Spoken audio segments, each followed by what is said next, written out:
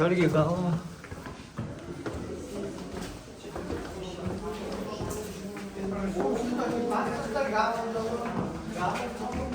Taip.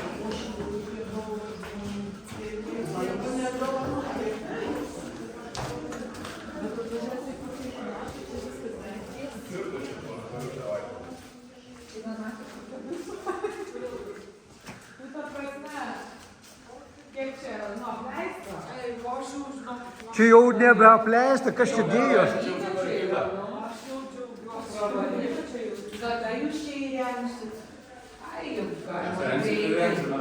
Mes turim viziją, laiko neturim.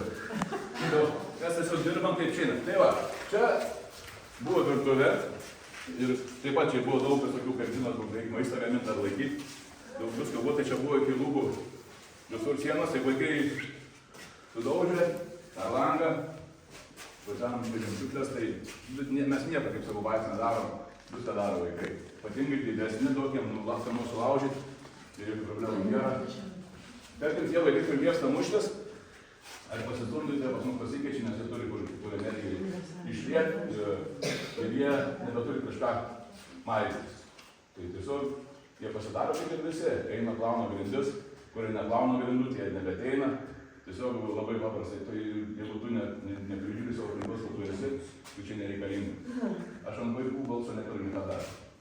Bet jie žino, ką aš pasakysiu, tai bus paskutinis žodis. Mes buvom stovykloje išsitarėm, kad vaikai turi maudyti su liemenė.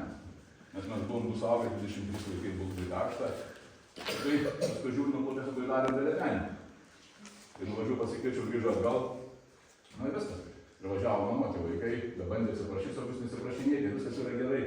Į mamas, į babas galite atsiprašyti, sako, manęs nereikia atsiprašinėti. Mes turim labai nedaug taisyklių, jūs nesilaikote, jūs turite važiuoti namo. Tai mes savaitę susitikom čia. Tai vaikai juokas, sakė, mes turim pačias trumpiausias atostogas gyvenime, 4 valandas. Tai va, kaip reikia dirbti taip, kai vaikai nesutiktų, jie suprastų. Paskui važiavom karstytis ten į tokią stovyklą. Tai instruktorius sako, negali būti 2 karabinai rankai, nes nesaugu. Nu tai vaikai sakau, 2 karabinai ranko ir namo 80 km. Babai, mamai paskambinti. Man viena kolegė vaikams sako, vaikai žino, kad jie bus? Jo, vis, jokių problemų. Tėvai nepykstantys. Tėvai džiaugiasi, kad aš labai liūdnas esu. Tai va, čia bus bendradarbystės erdvės. Tai reiškia, bus ta vieta, kur ateis, kurie žmonės neturi kabineto, šiaip ateina arba grįžta į tėvynę, iš kažkur, kad turėtų darbo vietą, tai čia ateis už dieną sumokės ir čia turės vietą, kurie galės darbuotis. Kur mes praėjom, ten bus garso įrašų studija, o čia bus šita vieta, kur mes tik ratelį prasuksim ir eisim į lauką.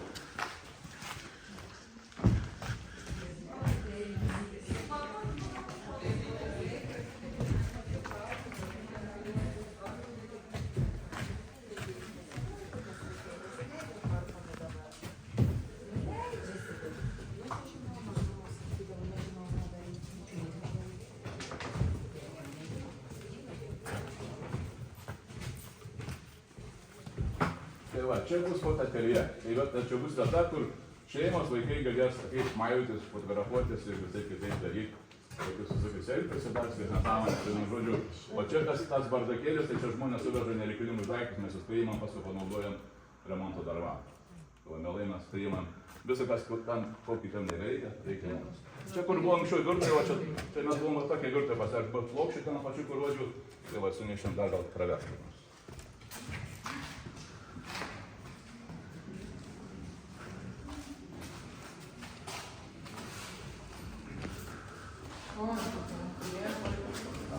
O, kiti laiptai, bet šitais neliksim. Šitais laiptais bus lipama, kai mes jau čia dirbsim, nes pro jaunimo centrą bus jaunimo centro vieta, o šičia lips bus jau kiti klientai, kurie gyvens šitoj vietoj. Tie laiptai, aišku, guli paliks tokie, kokie yra, mes ir pagražinsim. Kada tas namas statytas, tas pastatas? Stalinas statė. Kaip? Stalinas statė. Čia Čia sovietmečių, jo, 58 metų statyba. Sergiai.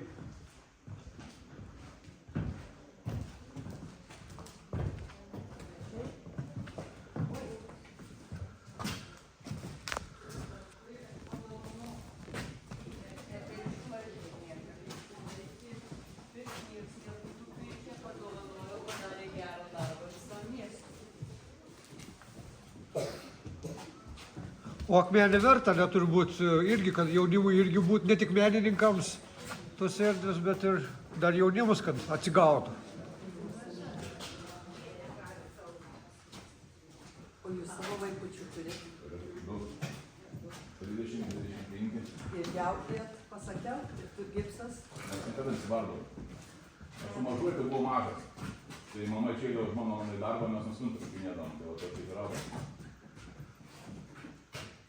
Tai va, čia bus mūsų salė, kur bus konferencijom, kinams. Šitas bardakėlis tai yra suneštas iš pirmo aukšto antrą, kadangi visi remontai.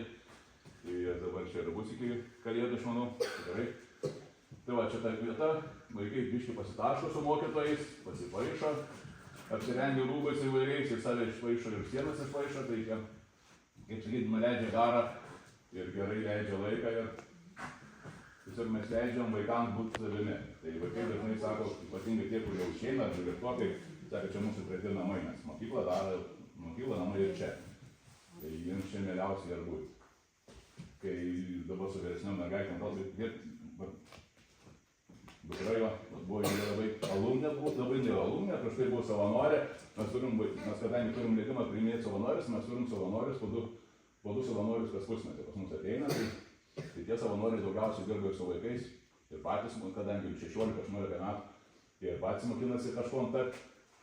Kad vaikai, kurie pabūna bet kokiuose centruose, nesvarbu, bet kur jie būna vis tiek kitokie. Mes paeinam iš pavasaros gaunam iš mokytojų pranešimų, kokie vaikai, kaip jie pasikeičia tą vasarą, kokie jie ateina į mokyklą. Ypatingai mažesni, jie truputį auga labai greit matosi, nes vaikai keičiasi.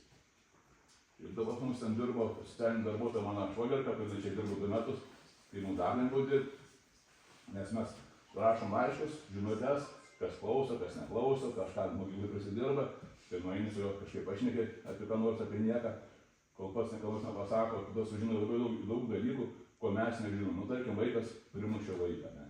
Kodėl tai įvyko? Iš karto komisija sakyti, to nevelnio, tas vaikas kažkokią dieną grįžo į puoduką, per galvą užpylė kitam vaikui ant galvos, žinai. Nu, tai kas kaltas, ne tas pagavęs momentą. Ir tada tu sužinai jūs apie Kas kaltas? kas kaltas vaikai, kodėl įvyko, galvokia jie ten draugai. Pas mus irgi pasimuša tie vaikai, sakau, eikit muštis už kampą, čia kažkaip negražu, sakau, vis tiek žinoma, centre muštis, čia kažkaip. Vis tiek susidraugaus, paskui mes jų neauklėjom, iš tikrųjų, nes jam palengva. Tikriausiai aš taip mes galvojam, kad palengva parodoms gyvenimas gali būti ir kitoks. Tai ne tik čia pagalba, ar kas nors panašaus. Tai mes taip užaugom. Kaldavo viens kito, paskui draugaujam kitą dieną. Tai niekas šunkai šiai dienai nepasikeitė.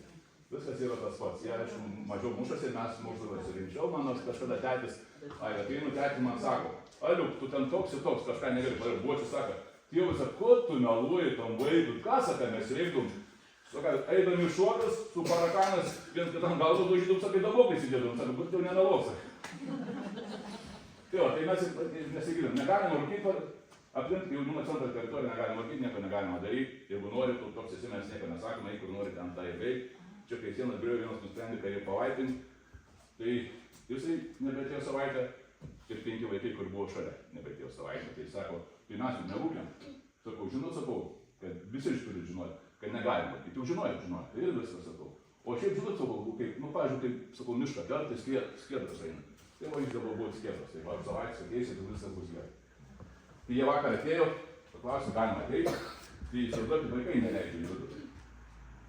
Nes banus uždėta. Tai kai pasakiau, ką galima, tai... Tai va, taip mes įaugom. Einant į lauką, vieną vietą, paskutinę iš jūsų išleisiu laisvę. Aš maniau, kad įdarbins savo. Jo įdarbinti. Atėjau gelbėti savo turistų. Jo.